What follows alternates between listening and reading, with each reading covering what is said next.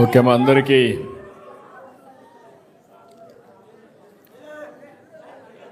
సాంఘిక సంక్షేమం, విభిన్న ప్రతిభావంతుల మరియు వయోవృద్ధుల సంక్షేమ శాఖ మంత్రి శ్రీ డోలా శ్రీ బాల వీరేంజనేయ స్వామి గారు, స్థానిక శాసనసభ్యులు గౌరవనీయులు బోండా ఉమామహేశ్వరరావు గారు, గద్దె రామ్మోహన్ రావు గారు, ఎంఎస్ రాజు గారు, చైర్మన్ గుడిపూడి నారాయణ స్వామి గారు, చైర్మన్ కోటేశ్వరరావు గారు, ఈరోజు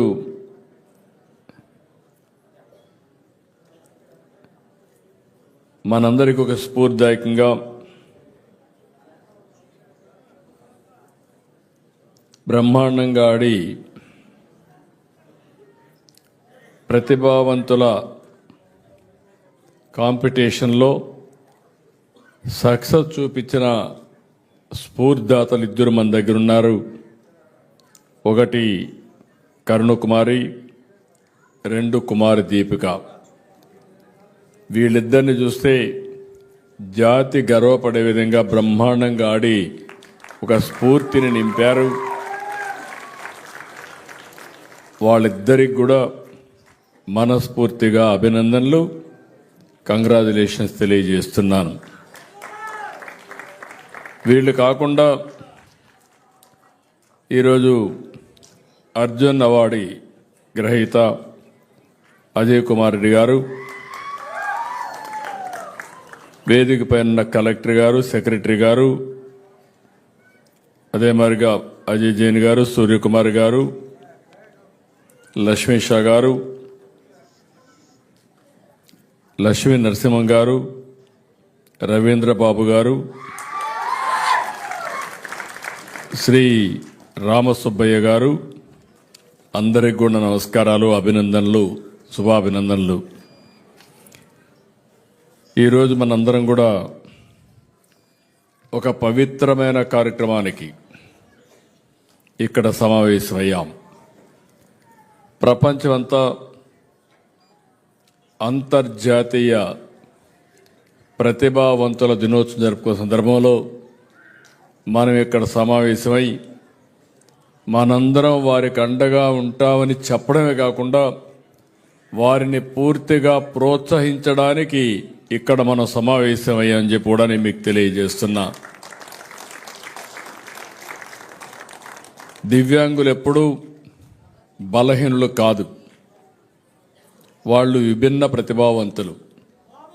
నాకు ఒక నమ్మకం, నేను ఎప్పుడు కూడా వాళ్ళని ఏదో దివ్యాంగులుగా చూడకుండా, లేదు వాళ్ళు ఏం చేయలేరని వాళ్ళని ఎప్పుడు కించపరచకుండా నేను ఎప్పుడూ ఒకటే ఆలోచించాను, వాళ్ళని విభిన్న ప్రతిభావంతులుగా చూడడానికి, వాళ్ళని పూర్తిగా సహకరించడానికి నేను ఎప్పుడూ పనిచేశానని చెప్పి కూడా నేను మీకు తెలియజేస్తున్నా.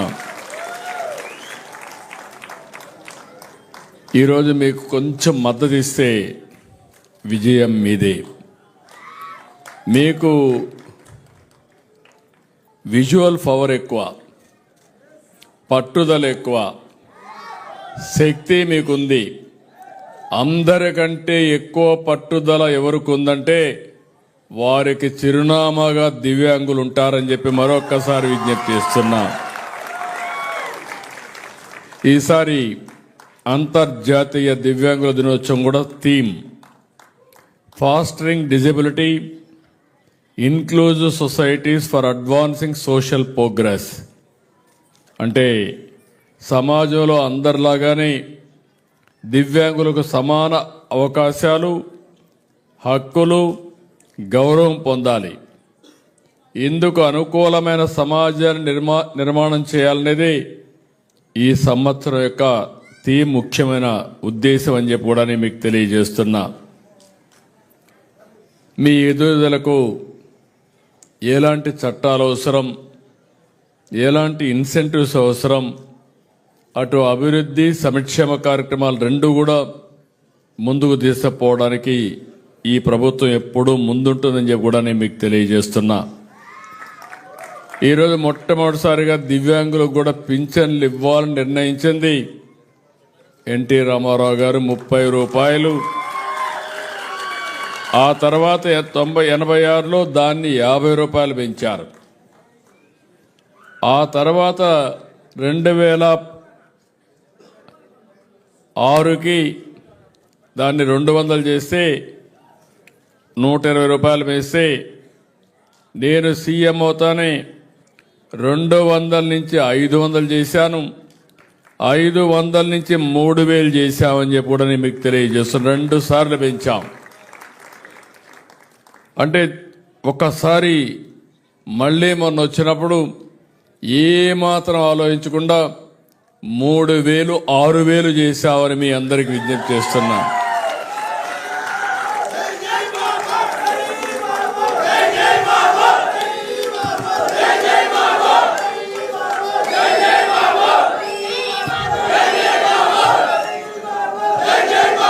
దేశంలో ఎక్కడ కూడా 6000 రూపాయలు పింఛనిచ్చే రాష్ట్రం లేదు.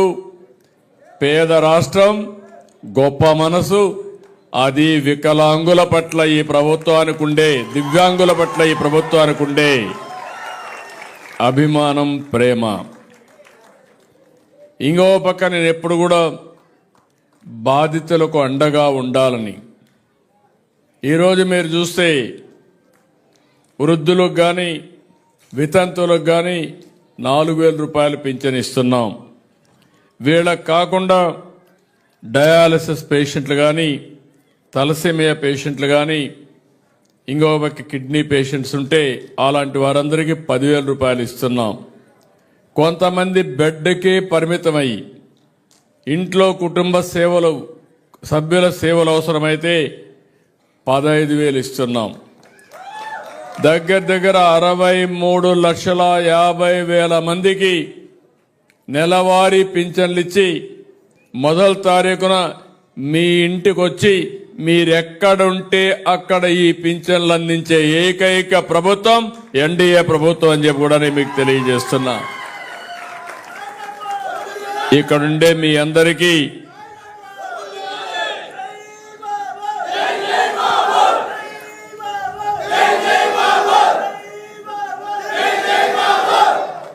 ఏడు 7,68,000 మందికి దివ్యాంగులకి ప్రతి నెల 470 కోట్లు పంపిణీ చేస్తున్నాం. సంవత్సరానికి 6,000 కోట్ల రూపాయలు మీకు ఇచ్చేది అది మా కమిట్మెంట్ అని చెప్పి మరొక్కసారి విజ్ఞప్తి చేస్తున్నా. బ్యాక్లాగ్ పోస్ట్ అన్నిటికీ స్పెషల్ రిక్రూట్మెంట్ డ్రైవ్ గడువు కూడా పొడిగిస్తున్నాం. ఇప్పుడే మీరు చూశారు దివ్యాంగులకి గమనుండే పోలీస్ దివ్యాంగులకి అందరికీ ఎప్పటికప్పుడు మీరు నడవడానికి అవకాశం ఉండే విధంగా మోటార్ వెహికల్స్ కూడా ఇస్తున్నాం. ఈ సంవత్సరం మీరు చూస్తే 1,800 ఇస్తున్నాం. ట్రైసైకిళ్ళు కానీ, వినికిడి పరికరాలు కానీ, వీల్ చైర్స్ కానీ ఇలాంటివి దగ్గర 14,000 మందికి ఈ సంవత్సరం ఇస్తున్నాం. మనసుంది. గడచిన ఆర్థిక వ్యవస్థను చూస్తే చాలా చిన్న భిన్నమైంది. అయినా కూడా మిమ్మల్ని కూడా ఆదుకోవాలనే ఏకైక లక్ష్యంతో ఈ ప్రభుత్వం పనిచేస్తా ఉందని చెప్పి కూడా నేను మీకు తెలియజేస్తున్నా. ఎన్ని అడ్డంకులున్నా వైకల్యం విజయానికి అడ్డు కాదని ఈరోజు ఇక్కడుండే 3 నిరూపించారు. అజయ్ కుమార్ రెడ్డి, కరుణ, ఇంకొక పక్కన ఇప్పుడే దీపిక. ఈ 3 కూడా గట్టిగా చప్పట్లు కొట్టి మీరందరూ వారిని అభినందించాలి, ఆశీర్వదించాలి. అల్లూరి సీతారామ జిల్లాకు చెందిన బ్లైండ్ ఉమెన్ క్రికెటర్ కరుణ కుమారి. ఆవిడని చూస్తే ఎంతో ప్రేరణ. కంటి చూపు లేదు, కేవలం శబ్దంతోనే క్రికెట్ ఆడి ఆట నేర్చుకునింది. ఆర్థిక పరిస్థితి బాగాలేదు. తండ్రి వద్దని అడ్డం పెట్టాడు. ఎట్టి పరిస్థితిలో నన్ను ఆశీర్వదించమని తండ్రిని అడిగి మళ్ళీ అవార్డుతోనే తిరిగి ఇంటికి వస్తానని మాట నిలబెట్టుకున్న ఆడబిడ్డ మన కరుణాకుమారి. ఇంకొక పక్కన దీనికి పూర్తిగా కూడా మన మిత్రుడు అజయ్ కుమార్ రెడ్డి ట్రైనింగ్ ఇచ్చాడు, ప్రోత్సహించాడు. ఆయన్ని అభినందిస్తున్నా. ఈ రెండు చూసినప్పుడు తీవ్రమైన దృష్టిలోపం ఉన్న ఆమె ప్రతిభకు అవరోధం కాలేదు. అంతర్జాతీయ క్రికెట్లో రాణించారు. అందుల ప్రపంచ కప్ ఫైనల్లో 42 పరుగులు చేసి మనకు కప్ అందించింది. ఆవిడ్ని చూసినప్పుడు నాకు ఒక తృప్తి. ఎక్కడో డబ్బులుండి కాన్వెంట్ స్కూల్లో చదువుకోలేదు, ఆధునికమైన వస్తువులతో ఆడుకోలేదు, ప్రాక్టీస్ చేయలేదు. గవర్నమెంట్ రెసిడెన్షియల్ స్కూల్లో చదువుకొని అక్కడ ఆడి ప్రపంచ కప్పు తీసుకొచ్చిందంటే, గెలిచిందంటే నేను గర్వపడుతున్నానని చెప్పి కూడా నేను మీకు తెలియజేస్తున్నా. అది చూసిన తర్వాత అందరికీ ఇది ఒక స్ఫూర్తి కావాలని మనస్ఫూర్తిగా అభినందిస్తున్నా. ఈరోజు అజయ్ కుమార్ రెడ్డి గారిని చూశాం. చిన్నతనంలో ఒక ప్రమాద కారణంగా చూపు కోల్పోయారు. నరసరావుపేట అందుల పాఠశాల చదివారు. క్రికెట్లో శిక్షణ తీసుకున్నారు. తొలి బ్లైండ్ T20 ప్రపంచ కప్ను భారత్ గెలవడంలో కీలక పాత్ర పోషించిన వ్యక్తి అజయ్ కుమార్ రెడ్డి. కెప్టెన్గా 2017లో బ్లైండ్ T20 ప్రపంచ కప్ని, 2018 బ్లైండ్ క్రికెట్ ప్రపంచ కప్ను 2 గెలిపించారు. అందుకే ఆయనకు అర్జున్ అవార్డు వచ్చింది. ఈరోజు చూసినప్పుడు నేను చాలా గర్వపడుతున్నాను, అభినందిస్తున్నా. 3వ మెంబర్ దీపిక టీసీ కర్ణాటక తరపున ఆడారు. ఈ రాష్ట్రంలో పుట్టారు. ఒక స్ఫూర్తిదాయకంగా ఆడి ఆవిడైతే చాలా బ్రహ్మాండంగా ముందుకు పోయారు. చిన్నప్పుడు జరిగిన ప్రమాదంలో కంటి చూపు పోతే చాలా వరకు ముందుకెళ్ళి world T20 blind women cricket జట్టు కెప్టెన్గానే కాదు, పేరా అథ్లెటిక్ గాను ప్రతిభను చాటారు. జాతీయ క్రీడల్లో 100 మీటర్లో స్ప్రింట్, లాంగ్ జంపుల్లో కూడా సిల్వర్ మెడల్ దక్కించుకొని మనం అందరం గర్వపడే విధంగా చేశారు. అలాంటి ఆడబిడ్డ ఇక్కడే పుట్టింది. మట్టిలో మాణిక్యం. కర్ణాటక తరపున ఆడి దేశ పరువు నిలబెట్టింది, ప్రతిష్టను పెంచింది. మనస్ఫూర్తిగా అభినందిస్తున్నా. ఇలాంటి చూసినప్పుడు ఆవిడ ఇప్పుడు ఒకటే ఆలోచిస్తూ ఉంది, దీపిక IAS కావాలని. నాకు ఏమాత్రం అనుమానం లేదు, తప్పకుండా సాధిస్తుంది. ఈ పట్టుదలతోనే ముందుకు పోవాలని గట్టిగా చప్పట్లు కొట్టి అందరూ ఆశీర్వదించండి. ఒక ఆదర్శంగా నిలుస్తుంది. ఈరోజు దివ్యాంగులందరూ కూడా తమను తాము నిరూపించుకోవాలంటే ముందు చూపుతో ముందుకు పోవాల్సిన అవసరం ఉంది. ఈరోజు మెగా డిఎస్సి ద్వారా 2260 స్పెషల్ ఎడ్యుకేషన్ టీచర్ పోస్టులు నియమించాం. వినికిడి, దృష్టిలోపం ఉన్న వారి కోసం ప్రత్యేకంగా 10 పాఠశాలని నిర్వహిస్తున్నాం. ఆధునిక అలారం సిస్టమ్స్ ఏర్పాటు చేశాం. హోమ్ స్కూలింగ్ తీసుకొచ్చాం. 679 భవిత కేంద్రాలని ద్వారా ఎర్లీ ఇంటర్వెన్షన్ థెరపీ అందిస్తున్నాం. శాస్కీ ద్వారా డబ్బులు ఇచ్చి దగ్గర 4,32,00,000 ఇచ్చి హాస్టల్ బిల్డింగ్స్ అన్నీ కూడా రెనోవేషన్ చేస్తున్నాం. ఇంకొక పక్కన మీరు చూస్తే ఇప్పటికీ ఆర్టీసీ బస్సుల్లో నగరాల్లో ఉచితంగా, జిల్లా సర్వీసుల్లో 50% రాయితీ కూడా ఇస్తున్నాం. విశాఖలో 23 ఎకరాల్లో national centre for disability sports stadium ఏర్పాటు చేసి పిల్లలు ఆడుకోవాలంటే బ్రహ్మాండంగా రాణించే విధంగా చేసే బాధ్యత ఈ ప్రభుత్వం తీసుకుంటామని చెప్పి కూడా నేను మీకు తెలియజేస్తున్నా.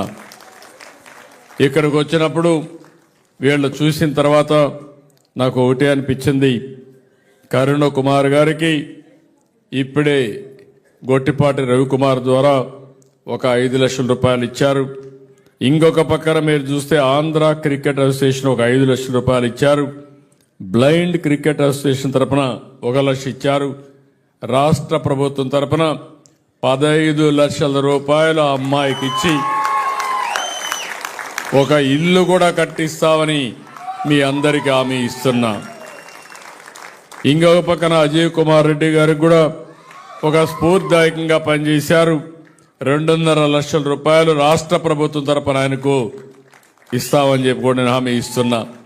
నేను ఎందుకంటే మామూలుగా 10 లక్షల రూపాయలే కరుణ కుమార్కి ఉంటే కాదు 15 లక్షలు ఇస్తున్నానంటే వీరిని ప్రోత్సహించాలి, మిగిలిన వాళ్ళకి స్ఫూర్తి కావాలనే ఉద్దేశంతోనే ఇస్తున్నా. అజయ్ కుమార్ రెడ్డికి 10% అంటే కాదు ఒక 2.5 లక్షలు ఇచ్చి ఆంధ్ర క్రికెట్ అసోసియేషన్ 1 లక్ష రూపాయలు ఇస్తారు. దీపిక ఈ రాష్ట్రంలో పుట్టిన బిడ్డ, ఆ అమ్మాయికి కూడా ఒక 10 లక్షల రూపాయల ఆర్థిక సహాయం చేస్తాం. కర్ణాటక గవర్నమెంట్ 10 లక్షలు చేసింది. ఆ అమ్మాయికి కూడా ఇల్లు కట్టించే బాధ్యత ఈ ప్రభుత్వం తీసుకుంటామని చెప్పి కూడా నేను మీకు తెలియజేసుకుంటున్నా. ఇలాంటివి చేస్తూనే ఈరోజు ఈ ప్రభుత్వం ఎప్పుడు కూడా మీకు అండగా ఉంటుంది. మీరు ఆశీర్వదించండి. ఎన్డీఏ ప్రభుత్వం మీకోసం నిరంతరం పనిచేస్తాం. అందుకే ఈరోజు నేను ఒకటి ఆలోచించాను.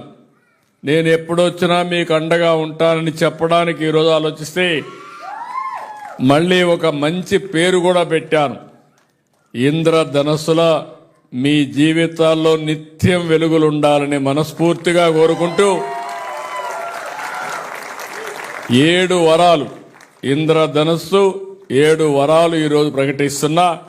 భవిష్యత్తులో కూడా మీకు అండగా ఉంటా. 1, అందరికీ దివ్యాంగులందరికీ ఉచిత ప్రయాణ సౌకర్యం ఏర్పాటు చేస్తున్నాం.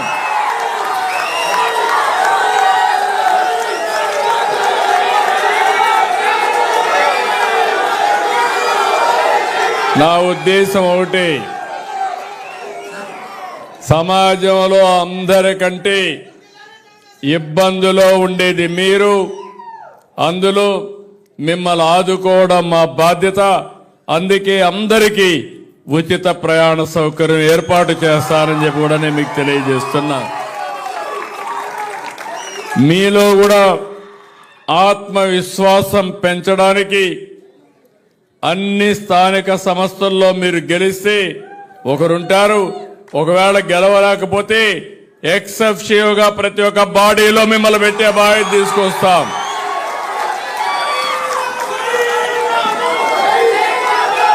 మీరు కూడా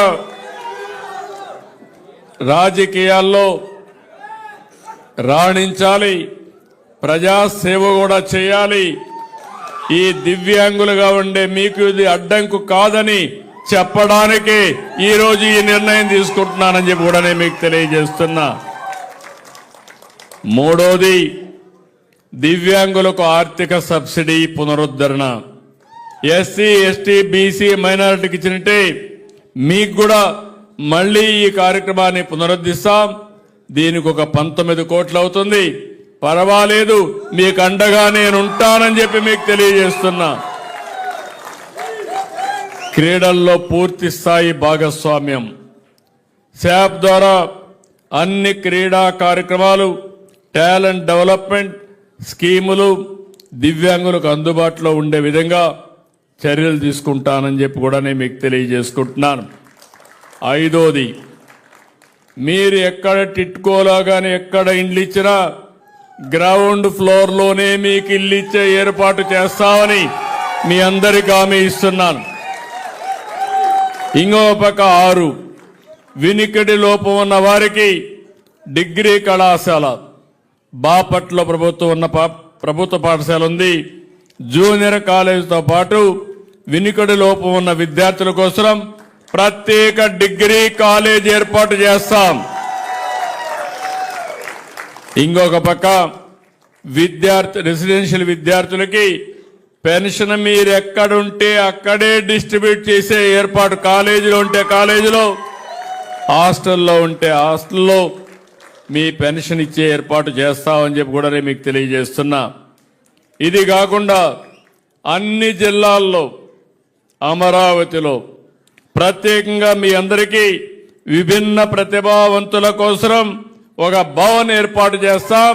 పేరు కూడా విభిన్న ప్రతిభావంతుల భవన్గా పెట్టి మీరు అక్కడ ఏ కార్యక్రమం చేయాలన్నా చేసేట్టుగా చేస్తామని చెప్పి కూడా నేను మీకు తెలియజేస్తున్నా.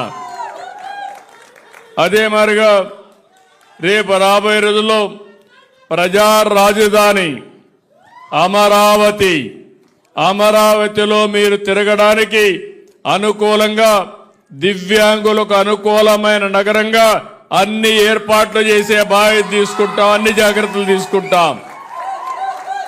ఇవన్నీ చేసి మిమ్మల్ని ఎప్పటికప్పుడు ముందు నడిపిస్తాం, అండగా ఉంటాం. నేను ఒకటే మళ్ళా మీకు అందరికి విజ్ఞప్తి చేస్తున్నా, మీలో ఎవ్వరికి కూడా అనుమానం వద్దు, మీరేమీ చేయలేరనే అభిప్రాయం వద్దు. మీకు అండగా ఈ సిబిఎన్ ఉంటాడు, తోడుగా ఉంటాడు, మిమ్మల్ని ముందుకు నడిపిస్తా, అన్ని విధాలా ఆదుకుంటా. ఆత్మవిశ్వాసంతో ముందుకెళ్ళండి, ఆత్మవిశ్వాసంతో ముందుకెళ్ళండి. మిమ్మల్ని పూర్తిగా ఆదుకునే బాధ్యత ఈ ప్రభుత్వం తీసుకుంటుందని మరొక్కసారి తెలియజేస్తూ, ఈరోజు నేను ఎంత బిజీగా ఉన్నా, ఈ రోజున మీతో మమేకం కావాలి, మిమ్మల్ని చూడాలి, మీకు మనోధైర్యం చెప్పాలనే ఉద్దేశంతోనే నేను ఈ కార్యక్రమానికి వచ్చాను. 1924 ఎప్పుడైనా కార్యక్రమం చూశారా తమ్ముళ్ళు అని అడుగుతున్నా. ఒక్కసారి అంతర్జాతీయ దివ్యాంగుల సదస్సు పెట్టారా తమ్ముళ్ళు అని అడుగుతున్నా. ₹1 మీకు సహాయం చేశారా తమ్ముళ్ళు అని మిమ్మల్ని అడుగుతున్నా. అది అప్పటికి ఇప్పటికీ వాళ్ళకుండే వాళ్ళు చూస్తే ఏమనాలో నాకు తెలియదు, కానీ మిమ్మల్ని కక్ష కట్టారు. దివ్యాంగుల పైన కక్ష కట్టి దాడులు చేశారు తప్ప మిమ్మల్ని ఆదుకున్న పాపాన పోలేదు. నేను మీకు అండగా ఉంటా, మీరు ధైర్యంగా ముందుకు నడవమని మరొక్కసారి కోరుకుంటూ, అందరికీ మరొక్కసారి అంతర్జాతీయ దివ్యాంగుల దినోత్సవ సందర్భంగా అభినందనలు, శుభాకాంక్షలు.